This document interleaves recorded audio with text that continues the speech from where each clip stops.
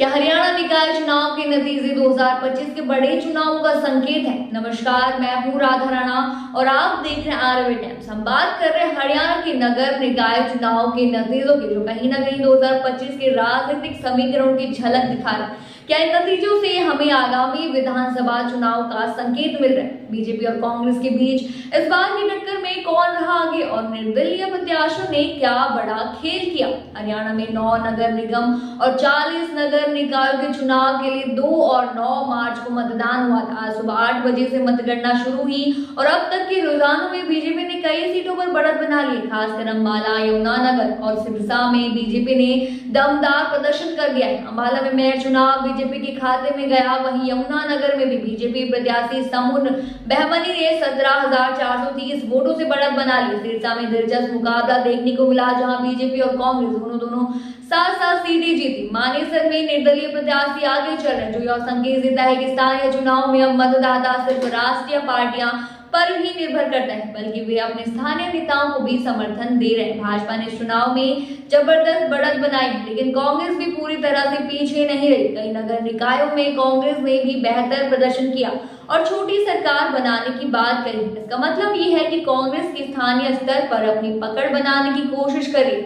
हालांकि कई जगहों पर कांग्रेस के आंतरिक विवाद सामने आए, जिससे पार्टी को नुकसान उठाना पड़ा है। वहीं बीजेपी अपने संगठित चुनाव अभियान और मुख्यमंत्री नायब सिंह सैनी की रणनीति के चलते मजबूत दिखी। इस बार हरियाणा नगर निकाय चुनाव में निर्दलीय प्रत्याशियों ने भी दमदार उपस्थिति दर्ज कराई। कई जगहों पर निर्दलीय उम्मीदवारों ने मुख्य पार्टियों को कड़ी टक्कर दी और कई सीटों पर बढ़त भी बनाई। मानेसर में निर्दलीय प्रत्याशी सबसे आगे चल रहे, जिससे साफ जाहिर होता है कि क्या स्थानीय स्तर पर लोगों का झुकाव और पार्टी लाइन से हटकर व्यक्तिगत छवि और कामकाज पर हो रहा है। इस बार नगर निकाय चुनाव में कुल 46% मतदान हुआ, जो उम्मीद से कम रहा। सवाल ये भी है कि क्या जनता अब भी स्थानीय चुनावों को गंभीरता से नहीं ले रही, या फिर राजनीतिक दलों पर उनका भरोसा कम हो रहा है। थानेसर नगर परिषद चुनाव 51.4% मतदान हुआ, जहां 59,355 वोट डाले गए। वहीं करनाल में भी मतगणना जारी है। अब सवाल ये उठता है कि क्या इन नतीजों में 2025 के आगामी विधानसभा चुनाव के संकेत मिलते हैं?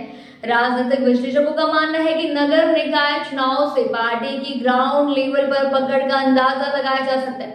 बीजेपी का मजबूत प्रदर्शन बताता है कि उसकी संगठन शक्ति और रणनीति अभी भी प्रभावी है, जबकि कांग्रेस को अभी और मेहनत करने की जरूरत है। हालांकि निर्दलीय प्रत्याशियों का उभार भी और संकेत देता है कि मतदाता विकल्प तलाश कर रहे हैं। ऐसे में अगर कांग्रेस और अन्य विपक्षी दल मजबूत गठबंधन बनाकर चुनावी रण में उतरते हैं, तो आने वाले चुनाव में बड़ा उलटफेर देखने को मिल सकता है। तो हरियाणा नगर निकाय चुनाव के नतीजे और दिखाते हैं कि बीजेपी अभी भी मजबूत स्थिति में है, लेकिन कांग्रेस ने भी कुछ जगहों पर अपनी मौजूदगी दर्ज कराई। वहीं निर्दलीय प्रत्याशियों की बढ़ती ताकत यह साबित कर रही है कि जनता अब सिर्फ बड़े दलों पर निर्भर नहीं है। आने वाले दिनों में ये नतीजे किस तरह से प्रदेश की राजनीति को प्रभावित करेंगे, ये देखना दिलचस्प होगा। आप क्या सोचते हैं इस मुद्दे पर?